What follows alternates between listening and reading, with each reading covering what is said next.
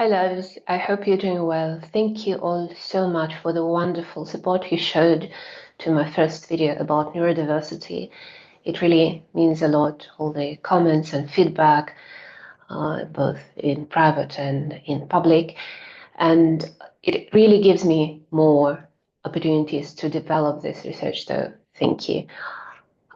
Following on the feedback you provided, I decided to make more frequent video updates, not only on research and science of neurodiversity, but also on very real, everyday situations neurodivergent people may encounter or neurotypical people may encounter when dealing with neurodivergent people. Just anything literally that is related to the topic of neurodiversity. And because of my background as a singer, voice coach, and music therapist, and because I have just returned from a large event where I was able to listen to many wonderful, very talented, very accomplished women speak, I would like to focus this video on the matter of our speaking voice. In particular, I would like to discuss how our past psychological trauma affects our speaking and singing voice, and what we can do to support ourselves if we're anxious or otherwise triggered in everyday situations like presenting at a conference, or interacting with our friends and loved ones, talking to strangers, or participating in a job interview. And I would like to try a new format, which I hope will be more comfortable for me, because honestly, I do not like being on camera, even if I may appear quite comfortable. And I think it also could be helpful to you as listener, as a watcher.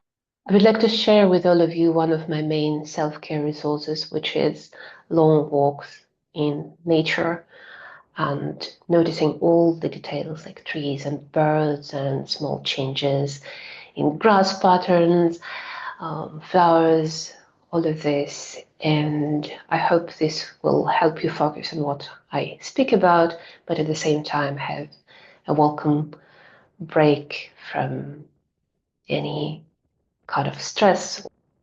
Luckily, here in Oxford, we have enough of beautiful nature spots, and I tend to take long walks and take videos when I walk just to perceive it better. Sometimes I can speak about this in another video, how phototherapy, video therapy works. But I hope these videos will help you to take a welcome break and enjoy whilst focusing on what I speak about. Okay, so let me know if you like this format in the comments, or if you dislike it and it is distracting. Let us experiment together, okay? As you can imagine, I've had many wonderful voice teachers from my childhood years through adulthood, but one of them really stands out because she taught me two most important things I'm still very aware of and I'm using all the time. The first one was, do not ever start singing or speaking without warming up. And this is the advice I would like to pass on to you because it is so important. The second was, sing in your comfortable speaking range. And the second one kind of puzzled me so much because I couldn't see much difference. I just used to speak in this high-pitched, breathy voice with a lot of questioning intonations, somewhat rushed, and I couldn't see much difference between my singing in high register and my speaking.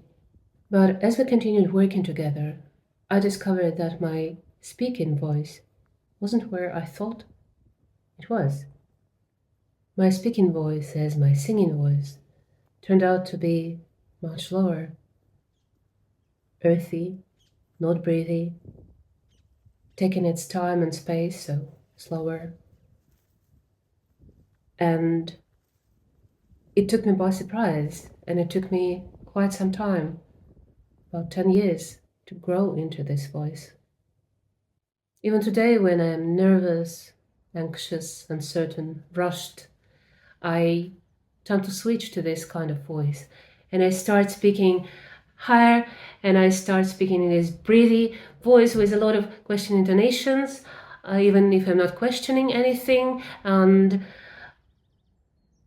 I taught myself to catch this and to pay attention to my voice, to pay attention to my body.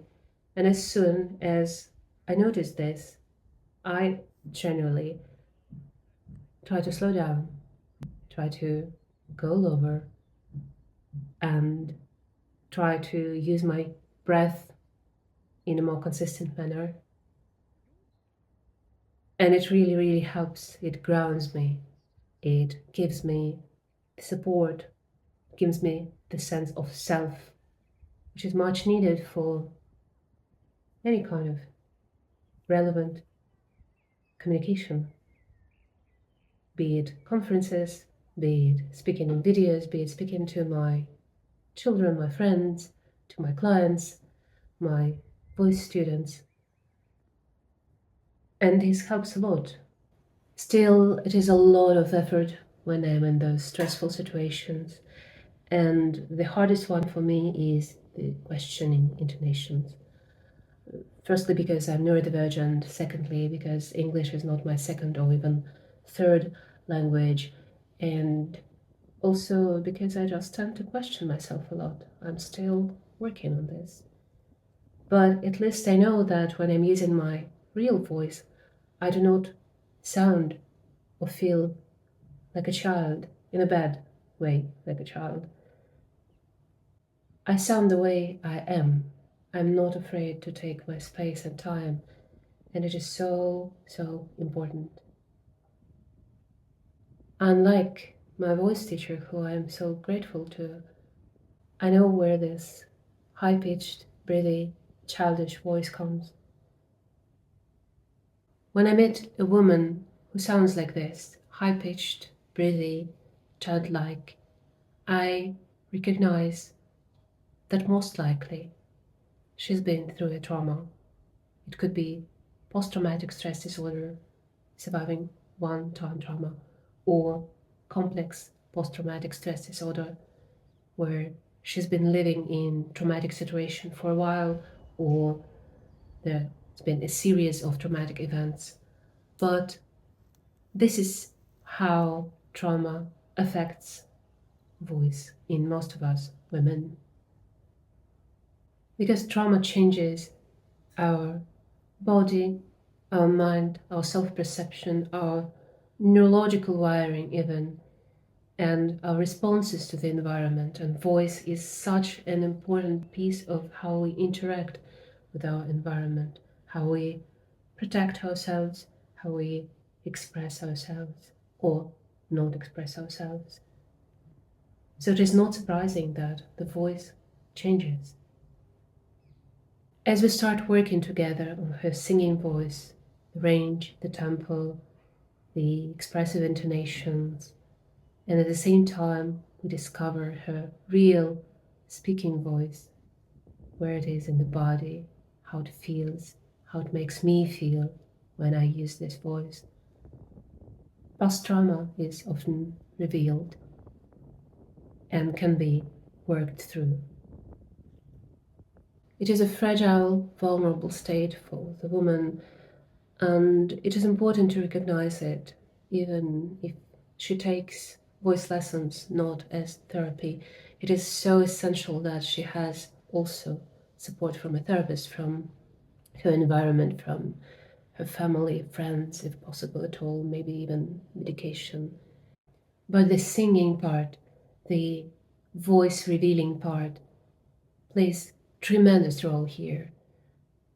I do not speak much publicly about this, even though I encounter this dramatic voice phenomenon quite often as a therapist, as a voice coach, as a just woman speaking to other women.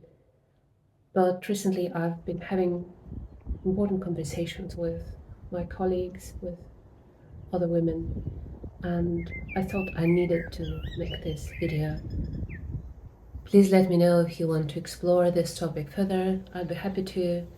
Please leave your questions in comments. My name is Alisa Apreleva. I'm a certified music therapist, singer, researcher of neurodiversity at the University of Oxford, and trauma, PTSD, CPTSD are definitely part of the neurodivergent subspectrum of neurodiversity spectrum. Well, as usual, I hope this has been helpful rather than triggering. Please let me know if you have any thoughts, any questions, any reactions, or do comment and I do my best to respond.